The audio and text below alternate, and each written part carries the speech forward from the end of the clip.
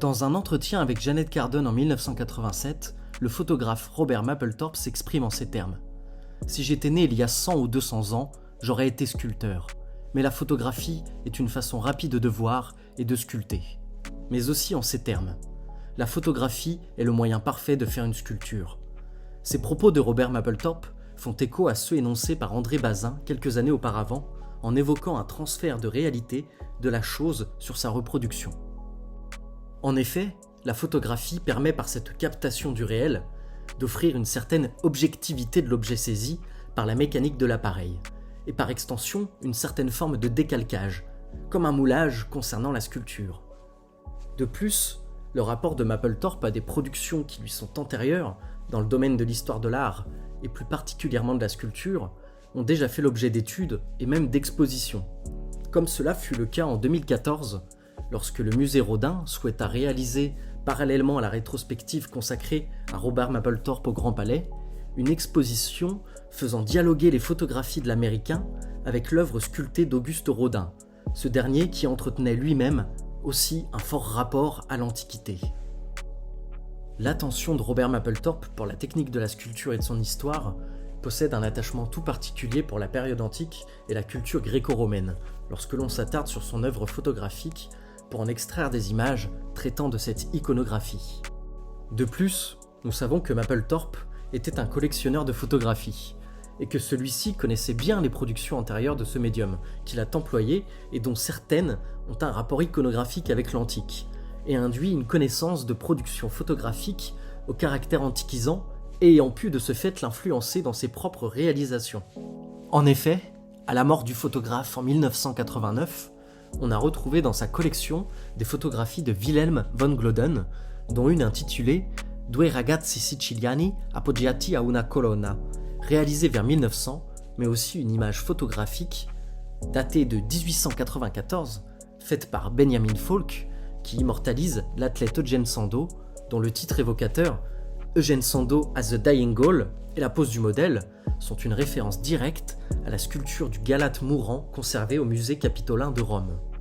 Ce qui est intéressant avec ce photographe américain, c'est qu'il utilise un lexique visuel pluriel, dans la mesure où celui-ci va autant directement photographier des sculptures antiques ou des copies de celles-ci, mais aussi faire retranscrire par des modèles vivants des poses et des gestuels très codifiés et citant parfois directement des œuvres précises par ce biais, pouvant aller jusqu'à l'exploitation de sources singulières comme la céramique attique à figure rouge. En plus de se tourner du côté des productions matérielles de la civilisation gréco-romaine, Mapplethorpe semble par ailleurs aussi se pencher sur des protagonistes de la mythologie de cette même civilisation. Force est de constater la multiplication des apparitions de la figure du satyre, personnage faisant partie du cortège ou tiase dionysiaque. Cette figure du satyre est incarnée dans l'œuvre du photographe américain sous divers aspects. Elle semble à la fois permettre de représenter la nudité masculine, sujet tenace et cher à Mapplethorpe, mais aussi de permettre de nouveau pour Mapplethorpe la citation de modèles précis de représentations antiques.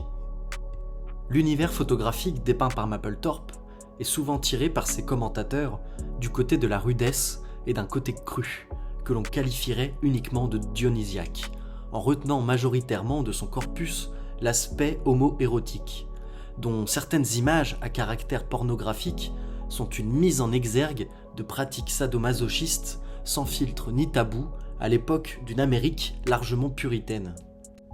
Pour autant, l'œuvre du photographe est plus complexe et fine que cela. Elle s'apparente à la lecture de concepts nietzschéens comme un tiraillement et un combat, celui d'Apollon contre Dionysos. En effet, cette lecture de l'œuvre de Mapplethorpe, à travers le prisme de la philosophie de Nietzsche, abordée dans son ouvrage La naissance de la tragédie, et qui met en exergue deux concepts esthétiques antagonistes mais complémentaires, entre ce qui appartient au domaine de l'apollinien et au domaine du dionysiaque. En effet, l'œuvre de Robert Mapplethorpe peut être considérée comme un balancement entre ces deux valeurs esthétiques, entre des images ordonnées, calmes et usant de la symétrie, et des images d'un déchaînement des passions plus virulentes et sexuelles, ainsi que de compositions plus désordonnées. Cependant, les images réalisées à la toute fin de sa vie sont d'un calme certain et composées rigoureusement. C'est lors de cette période que le photographe s'est attaché à photographier directement des copies de sculptures antiques célèbres, tel un témoignage photographique de son attachement pour des modèles intemporels de l'histoire de l'art, et l'on peut supposer que cela se fait à travers la volonté de s'inscrire comme un relais ou un jalon de cette histoire.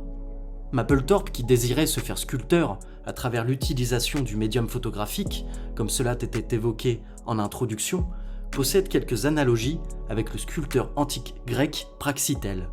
Ce dernier, qui semblait être actif entre 370 et 330 avant notre ère, auteur du premier nu féminin connu de l'art occidental, par l'élaboration du type statuaire de l'Aphrodite de Cnide, Praxitèle était aussi bien capable de sculpter la grâce de l'Apollon soroctone que l'ivresse bachique du satyre au repos. L'auteur latin Varron rapportait à propos de Praxitèle ces quelques mots. Grâce à l'excellence de son talent, Praxitèle n'est inconnu d'aucun homme un tant soit peu cultivé. Il serait possible de transposer cette phrase et de l'adapter à l'œuvre de Robert Mapplethorpe dans l'histoire du médium photographique, car il semble que quiconque s'intéresse au monde de la photographie connaît son nom et son œuvre.